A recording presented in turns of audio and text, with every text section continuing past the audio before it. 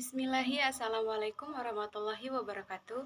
Perkenalkan, nama saya Rahmi dengan NPM 2021020156 dari Fakultas Syariah Hukum Tata Negara kelas E, mata kuliah Filsafat Hukum Islam dengan dosen pengampu Bapak Erpindoki Pradikta MHI. Baiklah, di sini saya akan mempresentasikan tentang metodologi hukum Islam. Objek dan subjek hukum Islam. Hukum dalam konsep ilmu usul fikih dibagi dua macam, yaitu hukum taklifi dan hukum wadi. Secara terminologi, hukum adalah kitab Allah yang berhubungan dengan perbuatan mukallaf dalam bentuk al-iqtida, at-tasyir, dan al-wadi. Yang dimaksud dengan kitab adalah firman Allah yang berupa perintah-perintah atau larangan-larangan. Cahaya S. Praja menyebut khitab sebagai al-mutakabih, yakni produk dari khitab yang berupa perbuatan hukum. Cahaya S. Praja juga mengatakan bahwa yang dimaksud dengan al-istiqo atau imperatif ialah tuntutan untuk melakukan sesuatu perbuatan atau untuk tidak melakukan suatu perbuatan. Jika tidak dilaksanakan akan mendapat dosa dan disiksaan disebut dengan wajib. Sedangkan tuntutan yang harus ditinggalkan jika dilakukan akan berdosa dan mendapatkan siksa, disebut dengan haram.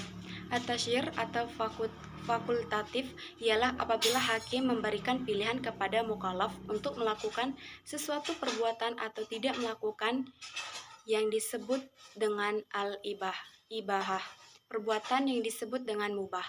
Ada beberapa hukum taklifi, yaitu yang pertama ijab, yaitu firman yang menuntut suatu perbuatan dengan tuntunan yang pasti. Yang kedua naf, yaitu firman yang menuntut suatu perbuatan dengan tuntunan yang tidak pasti. Menurut ulama Hanafiyah, hukum taklifi dibagi menjadi 7, yaitu fardu, wajib, tahrim, karar, tanzih, dan ibahah. Menurut ulama Nafiyah, jika suatu perintah didasarkan pada dalil yang pasti seperti Al-Quran dan hadis mutawatir, perintah itu disebut dengan perintah fardu. Akan tetapi, jika perintah itu berdasarkan pada dalil yang zani, perintah itu dinamakan wajib. Demikian pula halnya dengan larangan. Jika larangan itu didasarkan pada dalil yang qatil, disebut haram. Sebaliknya, jika larangan itu didasarkan pada dalil yang zani, maka tergolong pada hukum makruh.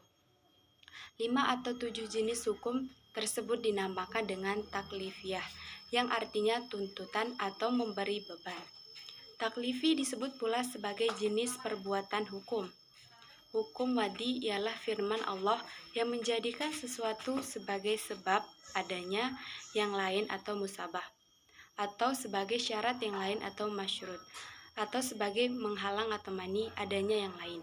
Hukum wadi dibagi 3, yaitu yang pertama sebab, kedua syarat, ketiga mani. Lalu tafsir salah satu metode penggalian hukum Islam. Al-Quran dan Sunnah diyakini sebagai sumber hukum Islam. Kemudian nas-nas yang terkandung di dalamnya ditunjukkan untuk mukallaf. Maka untuk mempermudah pelaksanaan hukum yang dimaksud, upaya ulama di bidang usul fikih dan bidang fikih mulai menggunakan pendekatan rasio dalam menggali makna dan maksud yang terkandung oleh kedua sumber hukum tersebut. Meskipun nas Al-Quran dan Sunnah telah muhkamah atau campur tangan akal tidak dapat dielakkan Al-Quran sebagai sumber hukum Islam, ada kalanya ayat-ayat tersebut saling menafsirkan karena adanya munasabah al-ayah, tetapi tidak jarang ayat-ayat tersebut membutuhkan hadis untuk menjelaskan atau melalui pendekatan ijtihad yang sepenuhnya menggunakan rasio. Munasabah al-ayah merupakan cara kerja akal yang ijtihad, karena akal mengupayakan sekuat mungkin untuk mencari dan membentuk paradigma penafsiran tersebut. Ijtihad sebagai metode penggalian hukum Islam. Ijtihad berasal dari kata jahda, artinya al-mayah, sulit, berat, susah, atau sukar. Menurut Rahmat Syafi'i, secara etimologis kata ijtihad artinya kesulitan dan kesusahan, atau al-masyahah juga diartikan dengan kesungguhan dan kemampuan. Yang selanjutnya menjadi ijtihad diartikan sebagai pekerjaan yang dilakukan dengan sungguh-sungguh dan mengerahkan semua tenaga. Ijtihad ialah usaha maksimal untuk mendapatkan sesuatu. Jika tidak sungguh-sungguh, tidak dapat disebut ijtihad, melainkan takfir, biasa dan sederhana.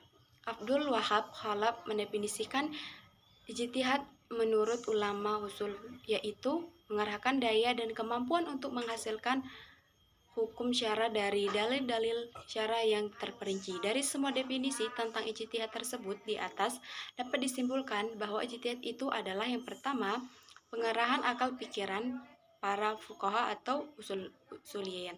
Yang kedua, menggunakan akal dengan sungguh-sungguh. Yang ketiga, berkaitan dengan hukum syar'i dan amaliyah. Keempat, menggali kandungan hukum syar'i dengan berbagai usaha dan pendekatan. Kelima, dalil-dalil yang ada di rinci sedemikian rupa sehingga yang keenam, hasil ijtihad berbentuk fikih sehingga mudah untuk diamalkan. Sekiranya hanya itu yang bisa saya presentasikan. Saya mohon maaf jika ada tutur kata yang salah atau penyampaian yang kurang jelas. Saya akhiri. Wassalamualaikum warahmatullahi wabarakatuh. Terima kasih.